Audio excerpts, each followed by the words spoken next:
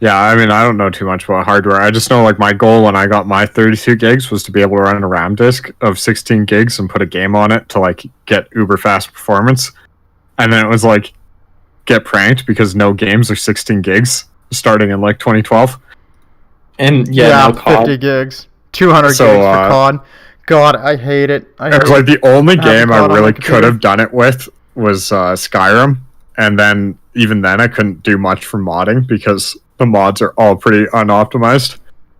They're just Like, huge Skyrim was, like, dumps. a 12 gigabyte game, I think. Before the HD texture pack. Yeah, After I the was gonna HD say. texture pack, it was like 20. Yeah, I was gonna say that probably massively increased it to like much more. Which is like ironically what you'd want the faster with like the RAM disk 4 is loading in textures. Oh man, having an SSD for the PlayStation is absolute game changer. Like I was playing games and having textures lag to load in, and now it never happens. Wait, You get bought PS5? SSD? Or no, you're just talking about just on your PS4. PlayStation 4. Yeah, I just got a 1 terabyte SSD. How much was throw it? it into 125 before tax, so like 135, I think, or That's pretty 140. good. And is it a NVMe? No, it's for the PS4, so it's It's PS4 SATA? branded, isn't it? SATA. No, it's just the Crucial MX. Oh, Oh, the Yeah, MX 500 or whatever it is. Interesting. Yeah, that's Yeah, like that- the updated version of mine, essentially. Yeah, because the the PS4 only has a SATA connection. Yeah. And I'm not 100% sure on this. I read it from one person, and everyone else was talking about SATA 3, and one person claimed that even though you're using SATA 3 drives, the PS4 is actually still running on SATA 2, so it's even more scuffed. But that Yeah, seemed that a sounds little suspect. terrible. All right, we're live, guys. So, Okay. I'll start that off with some great tech talk and some yawning. Well, because we are talking tech today, because we know so much about it. Yeah, we're Oh, yeah. just resident IT experts. In all seriousness, it is a tech episode, and what we're going to be covering is essentially paper launches for graphics cards and new consoles and scalpers. Just tackling the problem of, I guess our general thesis is, are these issues that need to be socially regulated, or the things that need to be regulated by the government? Because if you were at all trying to get a new console or a new graphics card this past fall and into the winter, it's virtually impossible. So pretty much everything got sold out instantly. And we're going to just do a deep dive on that and see what's actually going on. So do you guys want to start off with your thoughts before? We'll start there and work our way down. Yeah, we always do. Yeah. Who wants to Hubbard, give their full thought? Boy. go for it. I'm putting you on the spot. So I guess my thoughts before kind of looking into it was that this isn't like anything new. Like obviously COVID has made the supply basically COVID for the first kind of time in modern history, I guess, or maybe not modern history, but like in recent memory, that supply has been actually severely limited for a broad range of goods.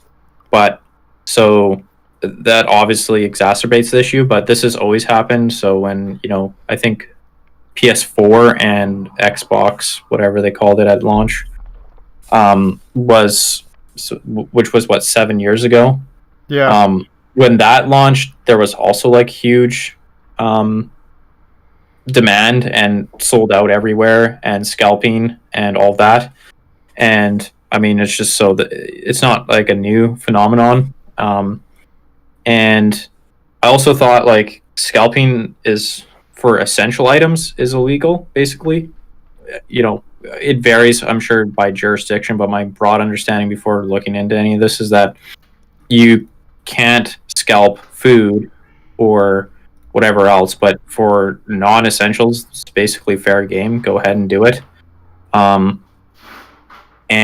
then kind of the way I was thinking about it when before looking into any of this stuff was like, kind of the way to stop scalping is just going to be technology rather than anything else. Like, just find some way to technologically make it so you can only buy one thing, and that's problem solved. I mean, it's obviously more difficult, like obviously much more difficult to do that than just to say it, but it is. I'd assume there's technological solutions like, well, this is just like a bullshit thing that I'm saying, but like blockchain, I'm assuming you could like put some sort of stamp on everyone's transaction so that you can only use, each person has like one quote unquote ticket or whatever to buy a product, or you can make it address linked so you can ship, say for a console, you can ship at most one console per week or one console per month to a particular address or something like that. Or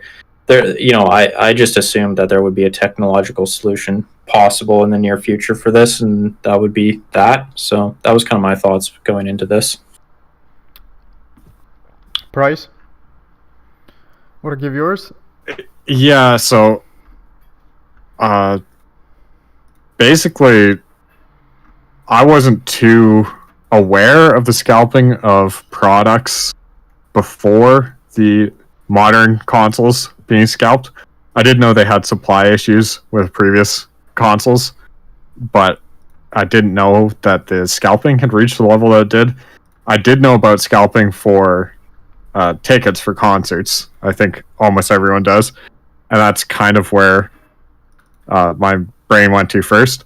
But the obvious difference there is that a concert's a limited time event, whereas eventually there will be enough consoles for everyone who wants to buy one. So the scalping didn't seem to be hugely negative. And then that just seems to be a result, like the fact that there aren't enough consoles to go around when there's a release seems to be a result of the modern supply chain, which is all the just-in-time delivery. And they aren't going to have a big stock when they launch because that doesn't make sense for anybody involved. It costs them more money to stock up, and then they might have too much stock, and then they don't get to market as quick.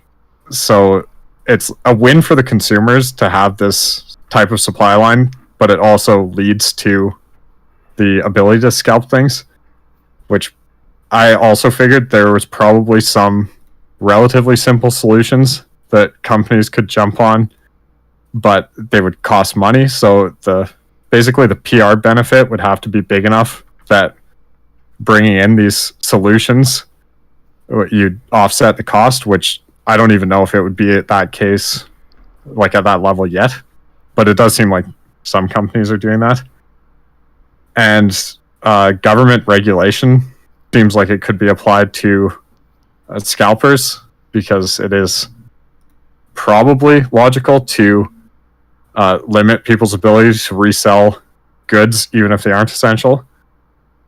That's about my previous thoughts. For me, you guys actually covered I had some of the same thoughts, so I'll just add a couple small things. Obviously, I thought COVID with this situation probably made things a lot worse, but I also felt that when it comes to something like scalping for, say, an Xbox or a graphics card, you get what you get. If you're so impatient that you're gonna spend 2.5 times what you were normally gonna get for MSRP, like that's for something that will eventually come into stock 3 months down the road. If you're that impatient, well, maybe scalping's not really a big issue. I think for something like limited time events, it's very different because they're never going to come back. Maybe Bruce Springsteen's never coming back to your city again.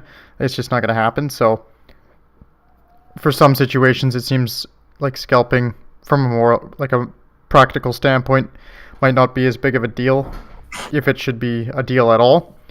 And then but I do think that this is actually maybe, I had an inkling that it's maybe a bit of a tough moral problem, just because how much regulation is good versus how much free market meddling the government should do is it's hard to tell. So I didn't have too strong a thoughts one way or the other, just because I just felt I was a little bit more ignorant than I should be on the subject, which is kind of the point of the podcast. So that's it for me. So I think we could just go straight into the deep dive. Well, you guys... I think we had some. I think Hubbard's had some of like a summary of societal opinions on things. Oh, did you? Well, I guess it's not really. In terms of the like background, statistics, they and this was, as Price mentioned before, like the biggest before I would say the hardware scalping and the console scalping was really a thing. Like what has been a problem in many jurisdictions is ticket scalping. So that's like the one that's been like obviously most looked into, because I mean ticket scalping has been around forever. Yeah, hundreds of years. Yeah, you had your typical asshole that goes in person to the venue and buys 20 tickets and then stands outside selling them, right? Like, so that's been a thing for a long time. Obviously the internet made it much worse, but so that's where a lot of the research has been done, and they did do a fairly I think it was about 15 or 1600 Canadians were surveyed on this, and I think the results are pretty like maybe what you'd expect if you kind of are in the milieu of this kind of thing. Like people just really hate it. Not surprising, like 81% of Canadians support banning bots and making it illegal to use them for purchasing live event tickets, and only 13% oppose it. The rest were undecided. So it's just like the vast majority of Canadians would support legislation to make it illegal to use bots to buy tickets. And 76% of Canadians said that it was a huge problem. So that needs addressing in some way, shape, or form. So clearly the majority of Canadians think like this is actually something that should be addressed. And it's not just the status quo is not acceptable. Funnily enough, like only 23% of people that were surveyed said they had ever purchased a scalp ticket, and 5% said that they've scalped a ticket, sold a scalp ticket. So, I definitely thought that would be higher. Like for live events, you'd think like a lot of people would have bought scalp tickets at some point. I think maybe part of that is some people don't even know they're buying scalp tickets. Like they go on like some, third-party seller, and they think like it's a venue ticket, and it's literally just a scalp ticket that's, on a large kind of broker reseller that it looks like a venue, but it's not. So that might play into it. That'd be interesting to look into. But so it is interesting that almost 3 times as many, or more than 3 times as many Canadians said it was a huge problem than have actually ever had to deal with it. Well, if I ever actually purchased one, it could be that 2/3 of people who look at scalp tickets just walk away disgusted. Well, and that comes to the next point, which is 60% of Canadians said that the scalp prices that they've looked at were unreasonably high. So maybe you're right. They just said, this needs to be dealt with because I'm not willing to go to live shows until they get rid of this. 80, and then I think a lot of this comes into like, it is kind of like a moral thing, or people just find it like ethically untenable for people to do this. 81% of Canadians said it was unfair to resell tickets for a profit. Like, and I think that's because people view it as like a zero value ad, right? Like, yeah, exactly. It's just some middleman driving up, artificially inflating the prices for providing no service, right? That's the way it's viewed. Is just you don't get anything extra out of it. You just have to pay more. That's all.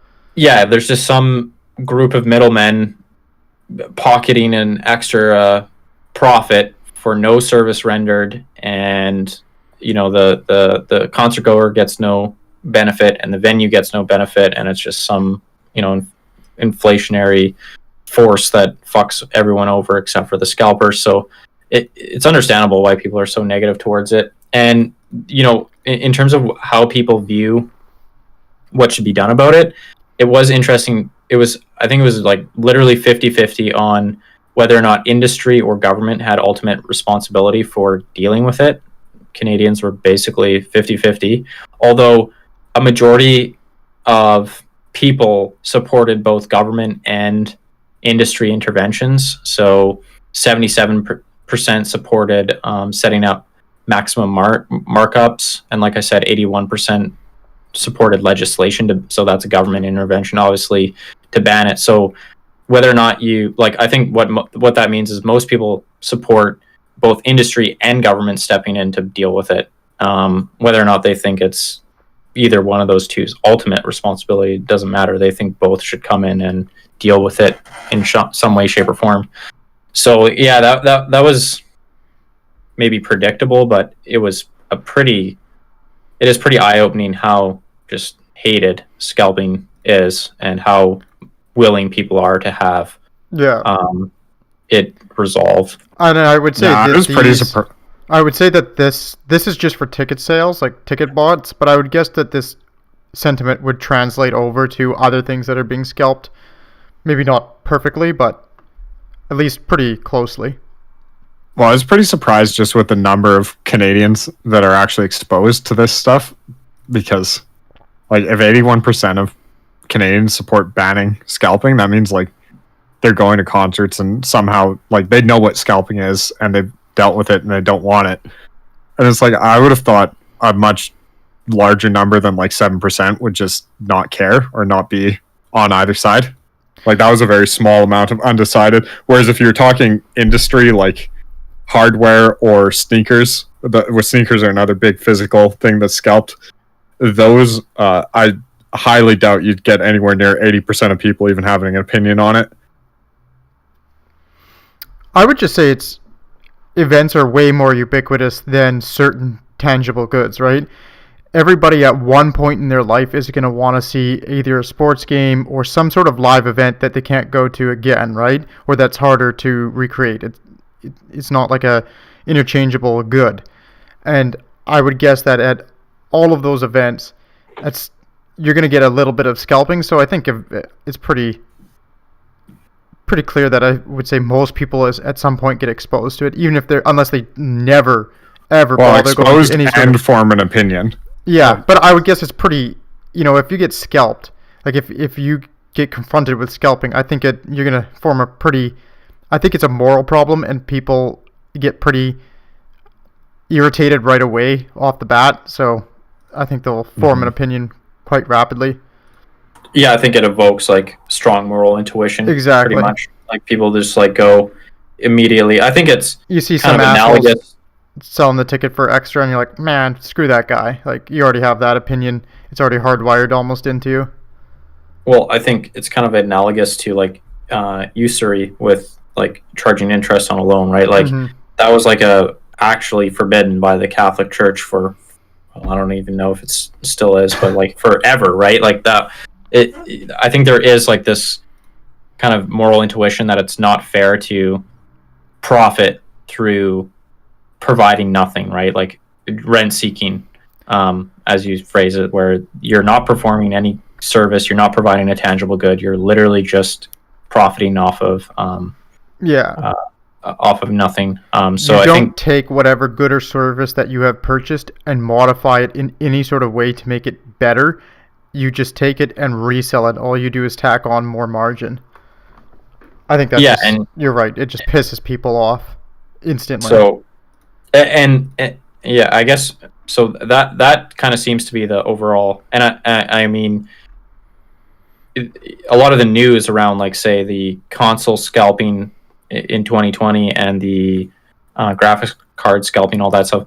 It's very negative. There's I have not seen one newspaper or blog or anything that's come out and said scalping's great, we love it, or even just mildly all right with it. Yeah, it gets the cards to the people who want it most. That's perfectly fine. That's a great service and a very noble pursuit.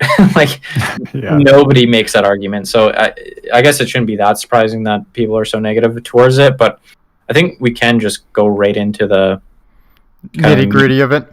Yeah, of some of the things that happen. And I mean, if we stay on the maybe if we stay on the tangent of live ticket sales, just as a forerunner to maybe what will happen in the hardware markets, or maybe not. It sounds like a good move, because I did look more into what live ticket sellers are actually doing to try and avoid scalping, as well as I think both of you did. Yeah, I think we could give a little an overview of what the actual problem was, though, that started this, right? Just to give people a taste of what the actual problem with the GPUs and the consoles. Go ahead.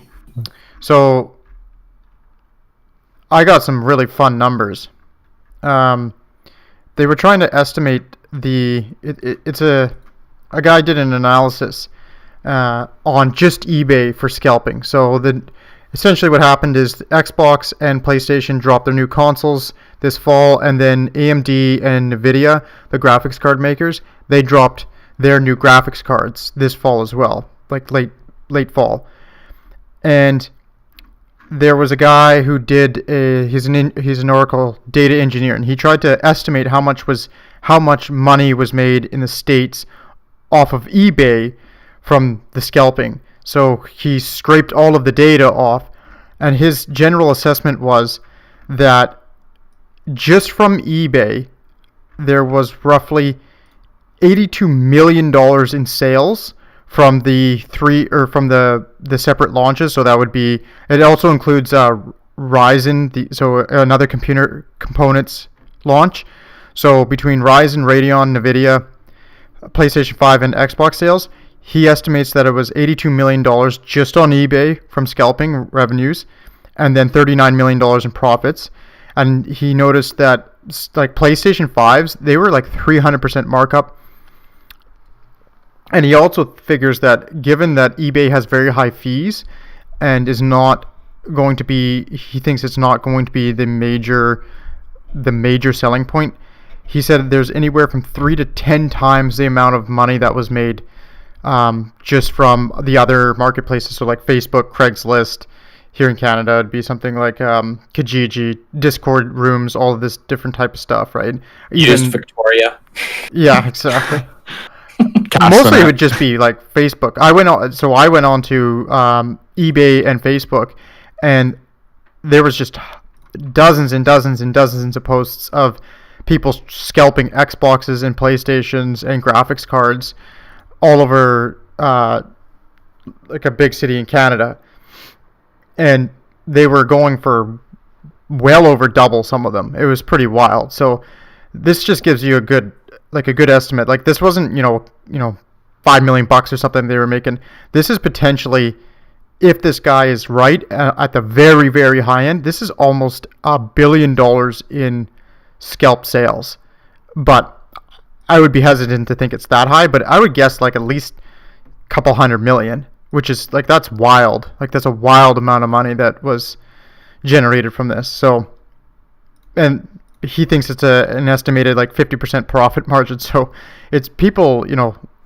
It's not a small problem with these new pieces of hardware. I would guess that the scalping of tickets is even worse, but there's a lot of money to be made in it. So. Hubbard's, if you want to, we can carry on into the next part here. Well, I can build on that, though. I think it probably fits in best here, because while you're talking about the millions of dollars, I also saw those sort of numbers, and I was kind of shocked at just the amount of volume that was trading. Yeah, same. But I found one article, and I assume there's more of these sort of groups out there, because there's never just one. And they actually got an interview with a guy who was in a scalping organization, and there's 12 staff of coders, and what they do is they code the bots for the scalping, and people buy access to these bots for between $40 and $530 a month based on the quality of bots they want, and then they will scalp everything. So they said during the COVID outbreak in Britain, at one point, hot tubs became a hot commodity.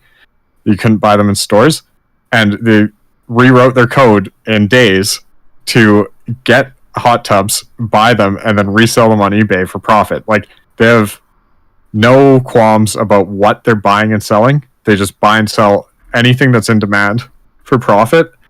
And I think the thing with the numbers that are being dealt with, like tens, hundreds of millions of dollars, is that they can actually artificially exacerbate an existing shortage and drive the price up even higher, I would imagine.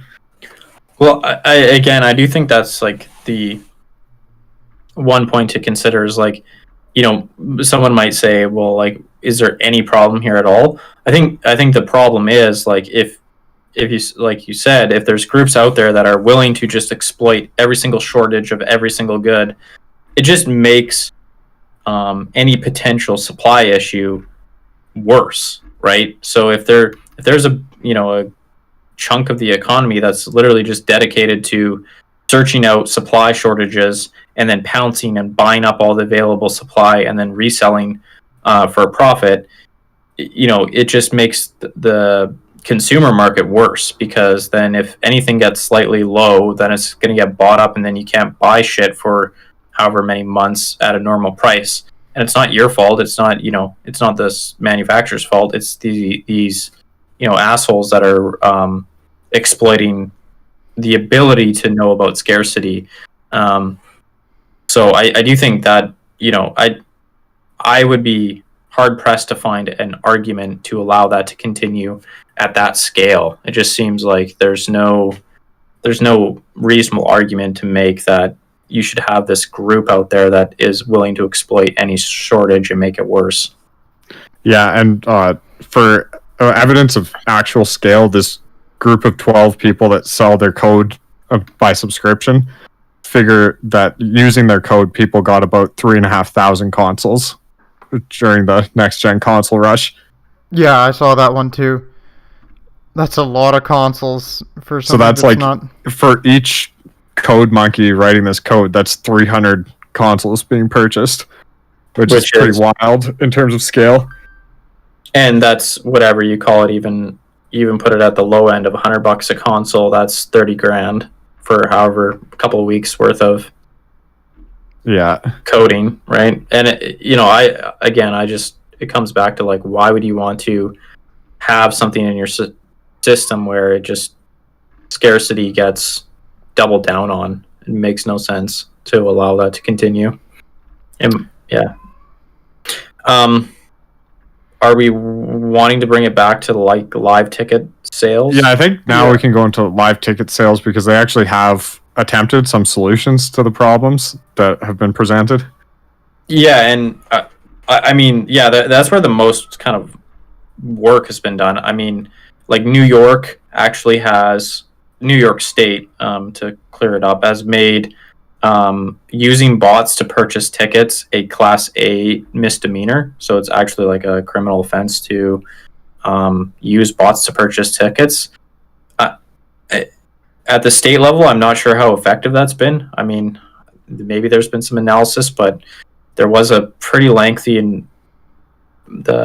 what is it called, Attorney General, or the head law guy there in New York State spent a few years researching or looking into it and decided that there needed to be criminal consequences for bot purchases. And I know that multiple provinces in Canada have also considered the same. Ontario, Alberta has actually brought in legislation, and so has BC, to stop bots as well. The United States also, the federal government is, they brought in one to make ticket bots completely illegal across the entire states. That was at the very end of Obama's tenure. It's called the Better Online Ticket Sales Act, and it just makes it straight up illegal to use automated software to purchase tickets to popular events. I don't know when it would have gotten implemented, just because I don't know how long Congress takes to pass these things, but it seems like it's a Chuck Schumer bill, so I think it's already through quite a while ago. So, but again, like those things are just like, as with anything on the internet, just looking into it, it seems like, just as a layperson, like, how do you enforce that? That's like, I think Yeah, that's it is. That was kind of the problem I was thinking of at first, but the way I frame it as, like, if you were the government trying to crack down on these things, it would be kind of like how they've tried to crack down on torrent sites, where if somebody's buying and selling 10 or 20 tickets with a bot, like, you probably aren't even going to bother investigating that. But it's if there's a group that's like responsible for thousands of scalped tickets or products, then you would go after that group and try to bust it. Like, there'd be a threshold you'd have to set. I think that's true.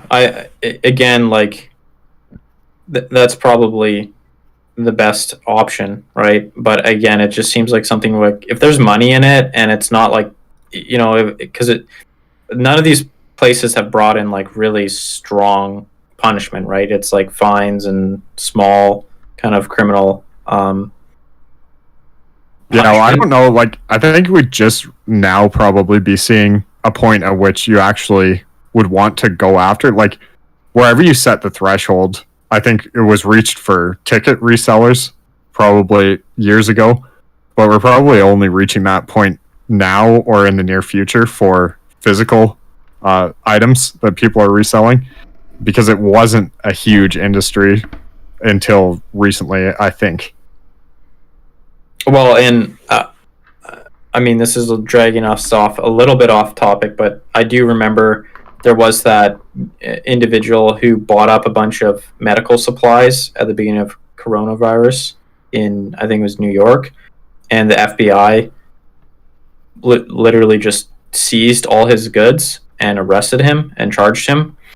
So for like, I guess for like essential items, they are willing to just kind of bring the hammer down on you. Clearly, you just don't see it with I didn't find any stories about like bots scalping, ring busted for reselling tickets or anything.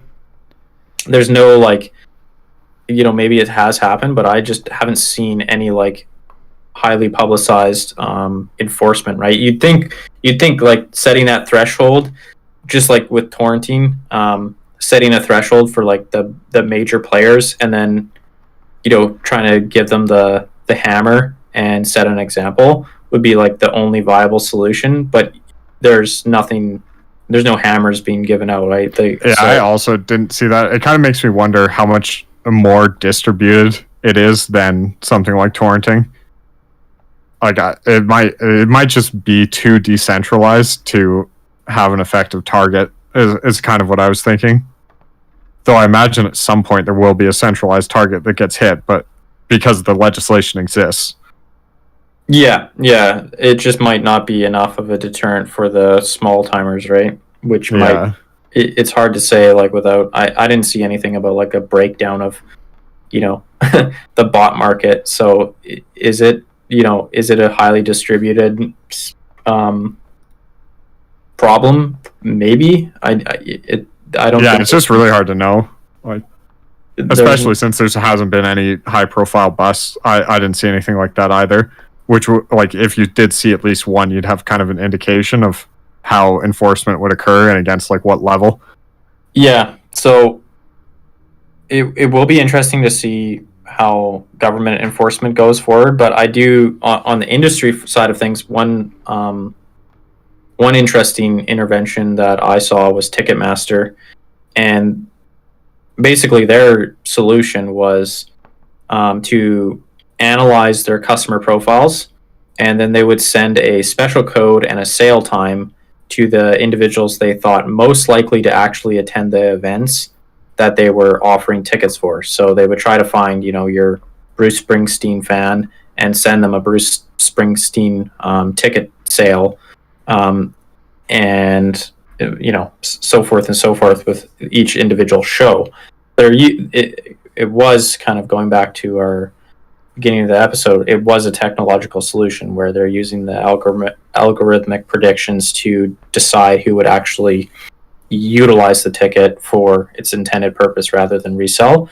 and they claim, I don't think there's been any verification of this claim because it's internal information, but they said that it was 95% accurate in their predictions, meaning only 1 in 20 tickets was being resold for a profit rather than utilized as intended.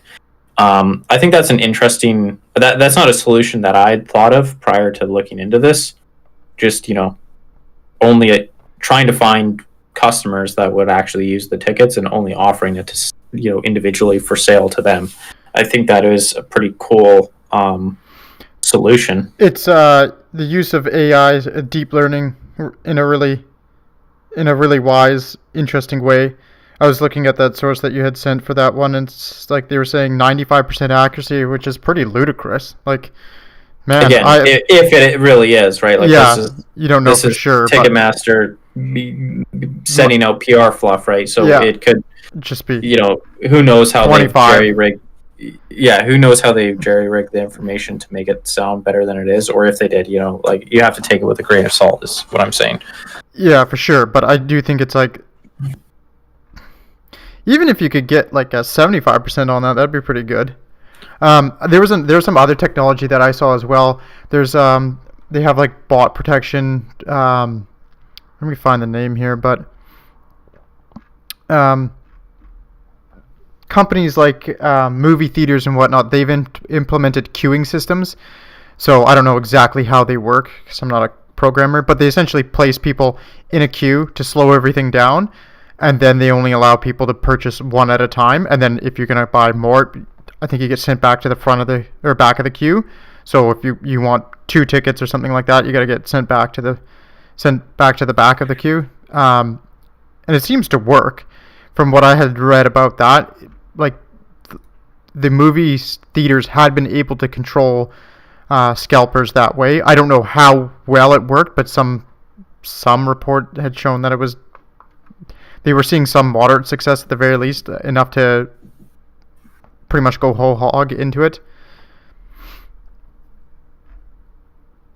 Yeah, there's been a couple of, for like the actual hardware that we've talked about, like Walmart, they stated that they have a whole anti-bot operation, and they won't disclose exactly what they do, under concerns that it will be exploited. But they said they were able to stop tens of millions of bot attempts. I mean, it sounds nice, but bots can spam so many attempts that it's if you're stopping 90%, it's probably still meaningless because the 10% they get through. Yeah. So just to give some context, like just because they have a big number like that doesn't mean it really means much. But the other thing that I've seen, 2 different, both Walmart and Newegg, is just manually auditing orders after the fact, and if they deem it to be a bot order, they'll just cancel it. That's what they say they do, and again, how many orders they actually canceled, there's no information on that. So, but that was kind of the impression I got, is they stopped the dumb bots for sure, but it sounded like the better bots still got through, which is just pushing like the evolution of botting. Yeah, I don't know with ordering. I imagine there are systems that they use to have forwarding addresses so that it's not like, oh, there's 100 consoles ordered to this address, we're just going to cancel that. Like, that doesn't seem like how these botting systems would work, because that'd be really easy to stop. Yeah, I think that the way that the botters work is I think they can cycle through a huge amount of addresses, because otherwise that would be one of the first things you do, right? I'd imagine that they'd use like something like a PO box or something like that.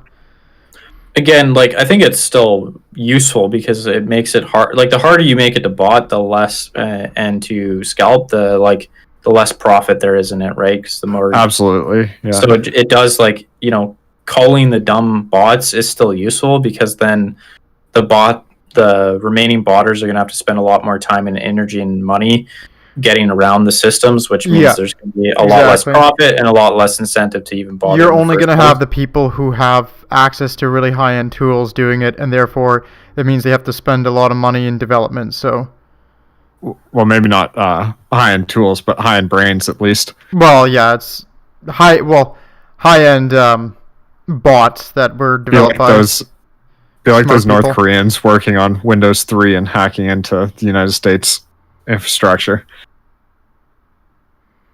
Exactly. Perfect analogy there. I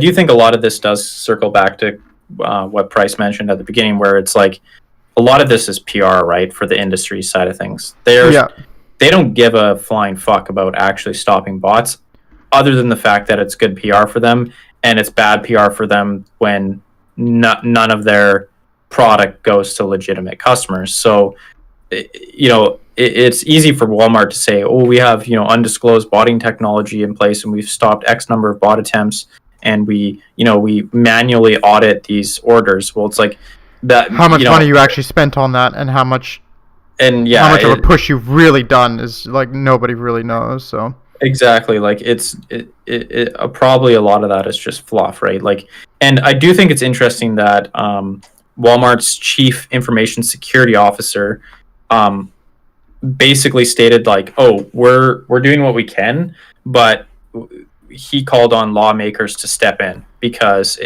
I think he basically said without lawmakers stepping in, there's no long-term solution to this. Like, it's not, which, reading between the lines, I see it as like, we're not going to solve this because it's just too expensive and too much of a hassle. It's expensive and a huge pain in the ass. Like, why would we bother? So that kind of, it splits where it's going to be a social problem, a company, private sector problem, and where it's going to be a governmental problem. Because I think that definitely clearly illustrates that the companies, they are not going to do it to any real degree. Well, unless they have incentive, right? Yeah, like, they're not going to do it. If you take the status quo now, they're not going to do it. If you take the live tickets for an example, there was some basically jurisdictions that told the ticket sellers, you have to sell legitimate tickets, otherwise we're gonna fine you or go after you. So if you put that kind of incentive, then they're going to look at it and be like, "Oh, we're going to get fined or shut down or criminally prosecuted if we don't stop these." Okay, well now we're going to obviously they're going to take action. If you're going to have a 5% of your total revenue as a fine each year that you don't deal with it, you might start to pay attention.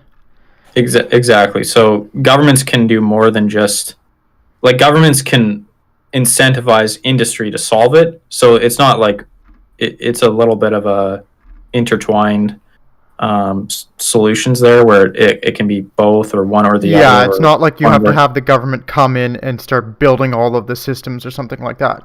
You need them to set the incentives. That's the way I view it, at least.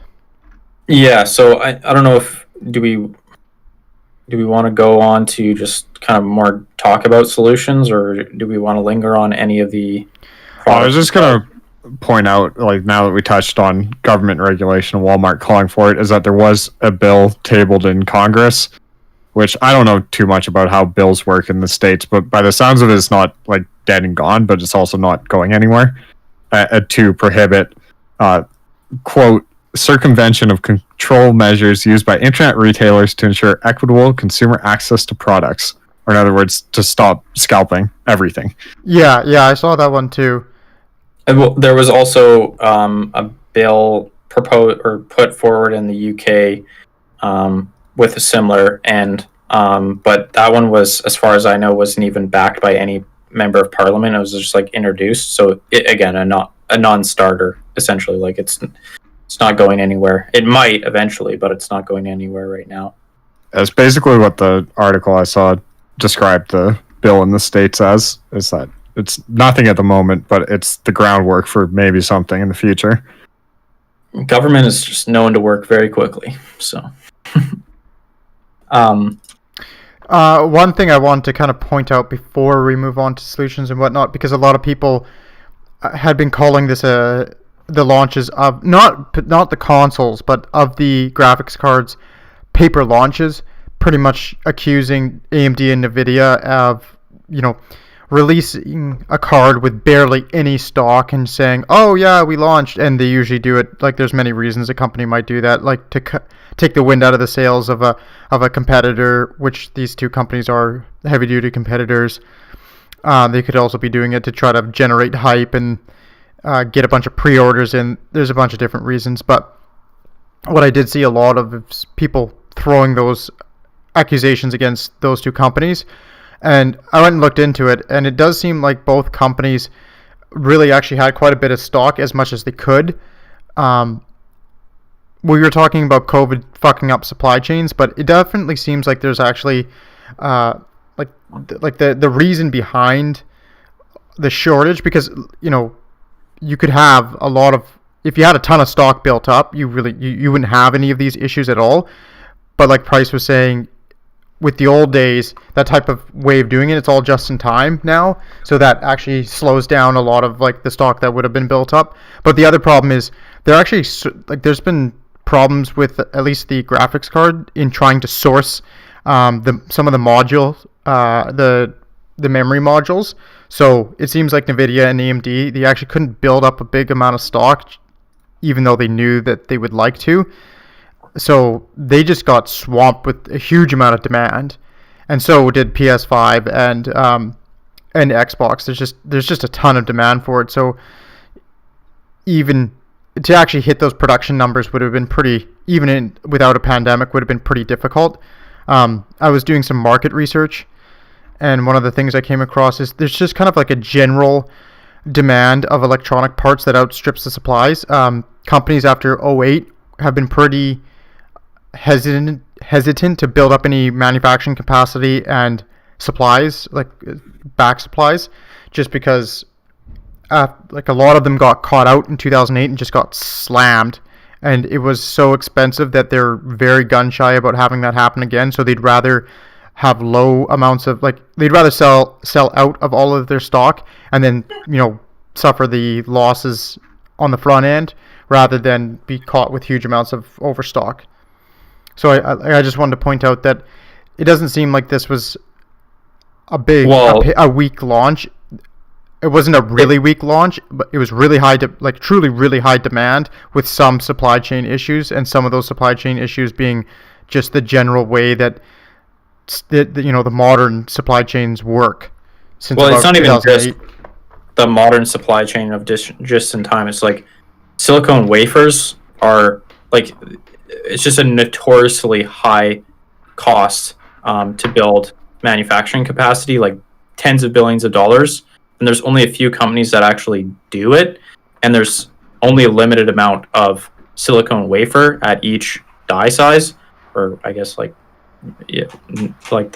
so whatever Nvidia's or AMD is on 7 nanomillimeter or whatever. And it's all shared between the different parts. So GPUs and CPUs share the wafers. So and like consoles, they use GPUs and CPUs. So the console, any wafers going to consoles takes away from wafers available for consumer GPUs and CPUs for PCs. So it's like it's like a uniquely kind of bottlenecked area that I think that's why it's pretty gated.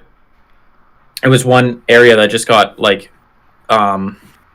massacred by like COVID. Like it's just like the most noticeable area, because they can't build up supply, because it's billions of dollars and years of building factory capacity, and the supply is shared between different devices, and it's just the demand is huge right now because everyone's working from home, everyone's staying home, so they want people are shifting out of services and shifting into goods in terms of their purchasing patterns. And obviously electronics, especially entertainment electronics, is a massive component of that. So it was kind of like a perfect storm, like to give, to alleviate some of the criticism on those companies. It was a bit of a perfect storm. But I mean, I think there is something to be said for companies also having some responsibility for not early launching stuff as heavily as they have been, just for the competitive edge, like, oh, we got our product to market first. Well, you didn't really get your product to market, did you? Despite those accusations being levied, I found zero support for it.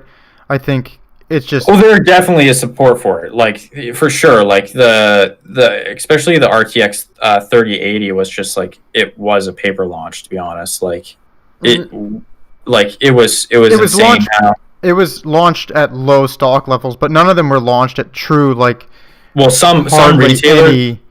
Well, some retailers, like some major retailers, literally had zero, like for weeks, had zero stock. So that's paper as it gets. Like if a major retailer can't buy one fucking card, then what the fuck? Like that's not a launch. That's not a I think it was overblown in the media, but it was there was issues there for sure. Like it wasn't. There was a point there that it was. I think for the 6800, but for the other ones, for Nvidia's, the big claim that I saw was against Nvidia, not AMD, and that one, there was quite a few cards being sold at all of their various tiers, and people are still calling it a paper launch.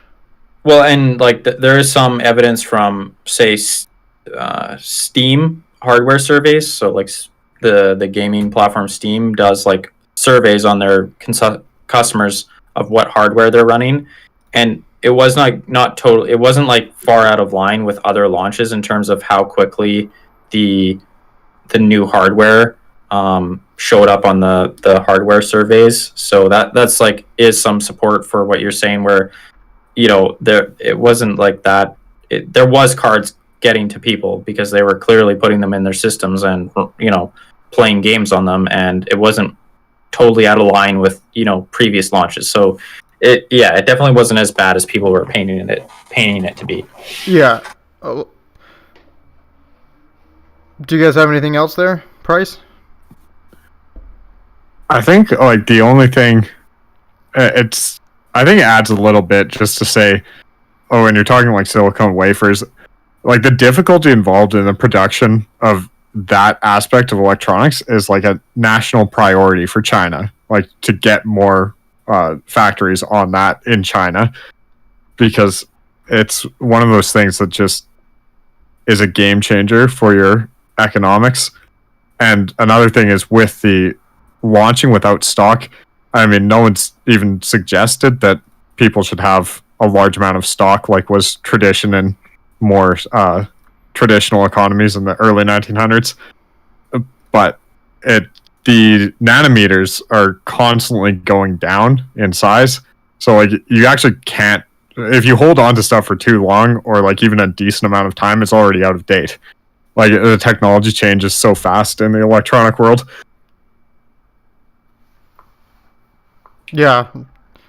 My graphics card is the premium model from AMD from 2 years ago, and it's already just pretty much a paperweight comparatively to the new ones.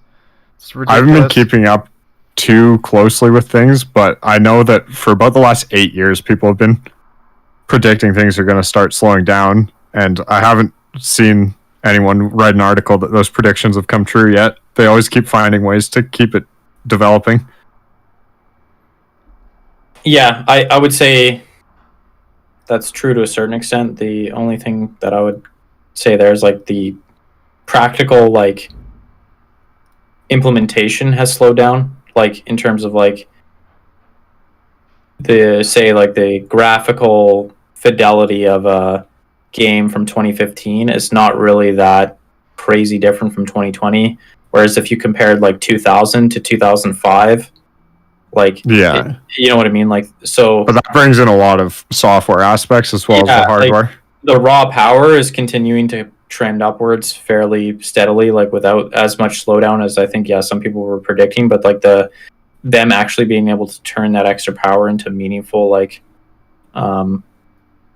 differences in terms of like applications has slowed down. But like efficiency of power use has definitely been decreasing since probably the 90s, I would imagine. Yeah, so I mean that's a little outside of what we're talking about here, but yeah, it is interesting. Yeah, that's one thing we also didn't mention. Some of this is to do with Trump fucking around with China and creating some further supply exacerbations there.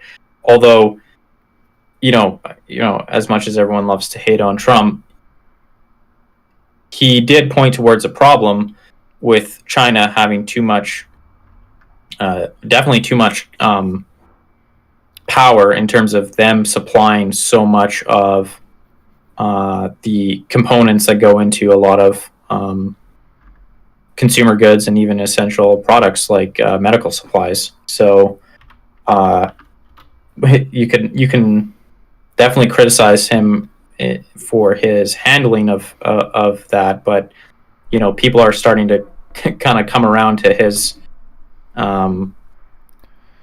his China, like blah blah blah, harping on about China, like China. Yeah, exactly.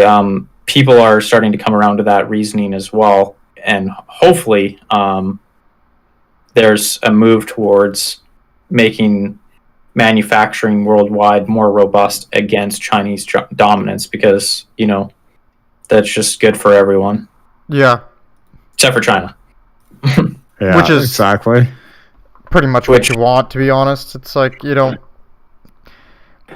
more and more that they get wealthy, and the more that that the government can exercise its undue influence. Like, I'm pretty plugged into some of the stuff that happens around there, given my family circumstances, and it's just, it's, you don't want them to be a powerhouse. You really don't. Well, and even the wealth is concerning, but their ability to control basically the manufacturing of essential goods is really, like, it's just such a and to have hardwired industrial espionage, which Canada is not addressing in the same with the same level of concern that the rest of the Western world is, with companies like Huawei. Well, yeah, look at whatchamacallit in Canada, that basically our biggest and best company that we ever produced, Nortel, died to Chinese espionage without Canada really doing much against it. So CSIS told them to change their passwords, and then they did, and then they got hacked again. Shocking. What a password change wasn't enough to stop espionage? Like, what? Like, yeah, so I mean, we are ranging a bit of field, but it is interesting how these things are interconnected. Mm-hmm. I think in terms of solutions, I think we could get into that now. I do think it's going to be a combination, right? Like, it's always seems to be the case. Like, it's not, the government's not going to be able to walk in and say this is illegal and then done, and industry is not going to on its own just solve it. It's going to be, I think you're going to have to basically have government put enough incentive for industry to spend the money to solve it. And well, I think consumers will also generate some incentive for industry to at least look like they're doing something. Yeah, we've already seen that, right? Like, NVIDIA, PlayStation, all of them have taken note of the consumer backlash to not being able to buy shit that they want, right? Like, it definitely hurts their image if you have, especially for some of these products that are, like the PS5 or whatever, hundreds and hundreds of dollars, are expensive products, and you have the money, you're willing to give it to someone, and you can't get it. Like, that can be really frustrating and have some long-term brand damage for sure. So there's definitely already incentive. I personally don't think it's enough for companies to care. Like you need more than just that. Yeah, right? You might take a couple of hits on the PR front, but people are still gonna buy your damn PlayStation. I really don't think it would do even remotely enough damage for them to take notice, because it's just. Yeah. How many people do you honestly think would just not purchase a PlayStation because they're pissed off about scalpers? Like, Well, we're nobody. talking generally, though. Or I'm talking generally. Like, PlayStation, I think, is in a pretty solid position, but companies offering computer parts and components, I think there's a lot more room for switching brands in that regard. Yeah, if you did have one computer, like say if AMD really took a crack at it, you might get. Or things even like hot tubs and sneakers. Like, there's just everything is fair game these days for the internet scalping. So I think in the console battles, there probably isn't much room for voting with your dollar, because you're going to buy what you're going to buy. Yeah, I think that's true. Like it'll be industry specific. Again, I think like broadly speaking, again, more generally speaking, that will not be enough to. It won't be enough of incentive to really for companies to really crack down. Like they're gonna do more like kind of like cheap PR gestures towards it if that's the only incentive they have, right? Like if you just say, oh, like no government regulation or no government incentive, companies will say, oh, we're doing everything we can, where we have antibodying in place, we have in store a certain amount set aside for in store, blah blah blah. They'll do some like token moves to make it look like they're taking big action, but they really won't give too much of a shit. I do think you need to add some government regulation that provides additional incentive to really get things going. Yeah, for sure. Like, government has to be involved in this, I would guess, based on just reading about it. And I don't know, like I'm curious if, like, I think seems like all of us are in favor of some sort of intervention, but like, I was very unsure of how I'd come out in terms of like my thoughts towards actually intervening on something like this, because like for non-essentials, you just think like, Jesus Christ, if you have, if you want to buy a PS5, it's obviously a luxury good, and if you want to spend $3,000 on something that should cost $500, like, Yeah, that was my opinion too. If you want to be an idiot, go for it. I'm like, why should I care? I did have a line of reasoning that just thinks like, who cares? But I guess exploring like the more general problem, like outside of like say something like hardware, like live event shows, where it's not really like, is it fair that basically everyone other than like the wealthiest or most fanatical are going to be able to even ever attend like a music concert or a sports game? So something like live events really illustrates maybe like how it's an actual problem that probably should be addressed. Well, that's where I found the most worrisome solution to scalping, which is variable ticket pricing. Yeah, so that's just market basically clearing. the actual seller of the ticket becomes the scalper, because they change the price of the ticket based on demand. And so that's been implemented in the Philadelphia 76ers.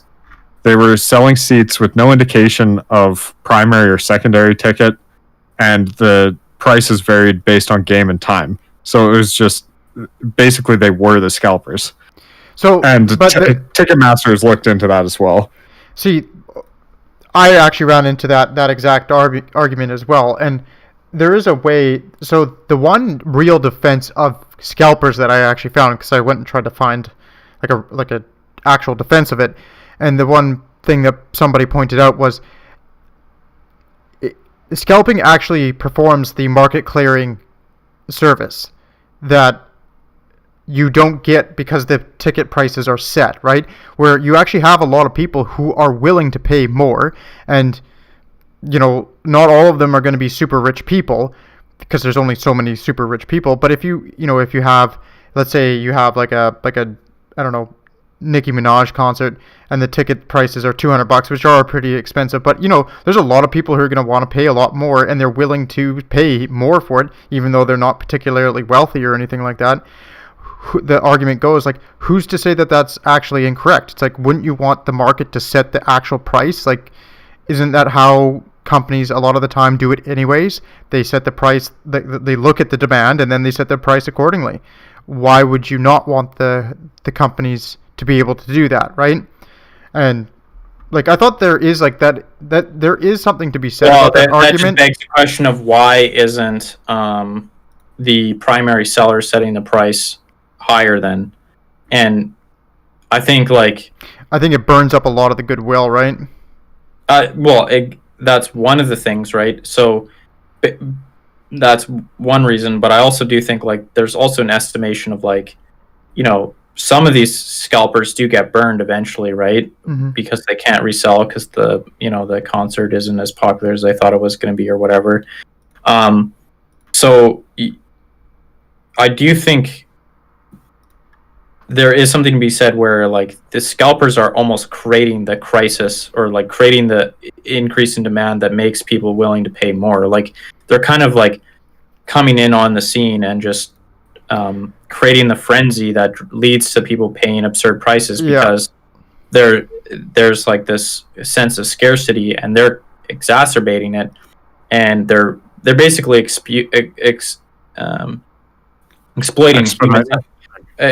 human psychology to I bet a lot of people that end up paying absurd prices for PlayStation in the mania end up deeply regretting it, right? And so there is an argument that just allowing like you are creating a market clearing price and you are allowing people who are more willing to, or you could make the argument that they're more demanding of the ticket than another person get the ticket. But again, I just don't think that's enough of a justification especially given like who wants to I guess as a regular consumer you have two options. You can either get your own bot or hit F5 and like sit online trying to find you read about some of the parents trying to buy a PS5 for their kids for Christmas, and they've spent they wake up at 6 every morning trying to go through all the retailers and like waiting through all the launches, the restocks or whatever. They're spending hours and hours of their time trying to buy a PlayStation 5, and it's like, do you really want to create that type of consumer environment for every single product that's kind of like in demand? Well, that's the thing, is that it's like it would be termed like slippery slope, but we've seen with scalping that it's moved into the domain of everything on the market that can possibly be scarce. So do we want our entire marketplace to end up variable priced? Yeah, exactly. I would say that is the answer to the question, or to the, I guess, the rationale behind it. Because like I was reading like what would you call it, like a very libertarian style person who was writing that, and they probably love for the whole market to be variable. Yeah, exactly. And like I see the point in it, but I also see that I think the downsides, there is something to be said about, well, the people who want to pay more should be able to pay more. But again, I think it does exactly what Hubbard said. It just turns it into just a big fight fest over it. And it would be, my opinion is that it would be very good to have some sort of queuing system. Like back in the day, I think scalping was a lot less of a problem just because you couldn't have a bot snag 5,000 units. You couldn't have a guy show up, one guy show up to the ticket office and buy half the stadium or something like that, right? It's just you're competing with something that is just not you can't compete with. I'll take 10,000 tickets. Well, and I think like the funny thing is, I think toilet paper is a good example. Like there was no shortage of toilet paper, yet there was social media rumors about toilet paper running out. That caused a panic, which then scalpers piled into, and then toilet paper was gone. And it's like, so if you're just a regular Joe, is it fair that you can't literally fucking buy toilet paper anymore because there's this, system in place that allows, rumors to be capitalized on by a bunch of vultures that go off not even real scarcity, but just perceived scarcity. Yeah, exactly. So, and it just makes our system. It makes a bunch of money for a bunch of. Well, it just makes it small amount of exploitable. people. Yeah, exactly. It just makes it exploitable or susceptible to a bunch of artificial shortages because something that might not even be supply constrained at the moment gets perceived to be supply constrained, gets bought up to the tits, and then if you're just a regular Joe trying to buy something, and it can be something as like Hot toilet tubs. paper, or toilet paper, where it's like you need toilet paper. Like, what are you gonna do? Not buy toilet paper? Not have toilet paper? Like, it's just ridiculous. So, I would say that the government really does, like, those examples are enough of a concern to me that the government should step in some capacity. Industry should step into some capacity to limit it as much as possible, so that the system is just more resilient to potential scarcity, and you don't have these kind of manic swings towards panic and scalping frenzies, basically. And as these bots get more and more sophisticated, if things aren't done, like, it's really going to be that they're going to be able to snap up everything. So you're not even going to be buying from retailers at this stage. You're going to be buying from the secondary market. Well, let's go even a step further with good bots. And like everyone, I remember in 2016 was freaking out about how bots could influence society. It's like, what if the bots start spreading the rumors that there's scarcity, which creates the scarcity, which they then have already bought all the things. Yeah. Well, I was just gonna say, yeah, like that is a real exactly where it goes possibility. next, right? Like, why would that not? To be honest, it's like that's just the logical outcome of all of this, right? It just is. Like, why would they not be doing that? It's the same reason, like, that pump and dump schemes in the stock market are banned. Like, you can't create the demand and profit off of it, and then you can't artificially create the demand and then profit off of it, because then there's just too much incentive for everyone to go around spreading false information, spreading bullshit, and then everyone's just on edge, panic buying when they think something's anything go out of stock. And like, who wants to live in that society where it's just one product to the next is getting artificially scarce and bought up and exploited for a bunch of essentially rent seekers, profit margins. And are you telling me you don't want to go long on toilet paper, buy $100,000 of toilet paper and stick it in the shed until toilet paper prices spike? Exactly. Yeah, you're just gonna have to have, like, you're gonna have to build up stock over time and just continuously wait until you need a huge shed, a big series of sheds, and you just stock up whatever you think is gonna panic sell in the next couple of years. Turn real life into the stock market. Yeah, exactly. It's just a very insane, unsustainable, unhealthy commodities market that everyone's participating in. Unknowingly, unwillingly, or not. Like, this is the libertarian dream world we're describing. Yeah, I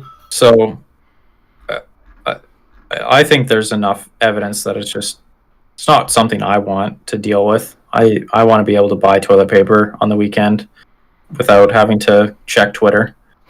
Don't need an app to tell you how the prices have been fluctuating, whether it's a buy or a sell on toilet papers today. Honest to God, I've gone into the store probably 4 or 5 times since coronavirus started, and all the toilet paper has gone about 4 or 5 times. And so this just shows you how, like, persistent the rumors are. Like, it seems like every time there's, like, some bad coronavirus news, idiots go out and purchase it. Save on foods, not a fucking roll of TP in the store.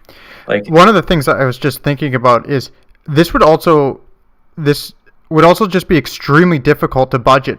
Like, if you consistently had, like, fluctuating prices, you would never be able to properly budget your groceries and that type of thing, because if there was a big move in one direction randomly, you might be just screwed for your monthly goods because there was a random panic attack over some whatever random thing that you needed. And that if that happened to a couple of different items, it would be so stressful to try to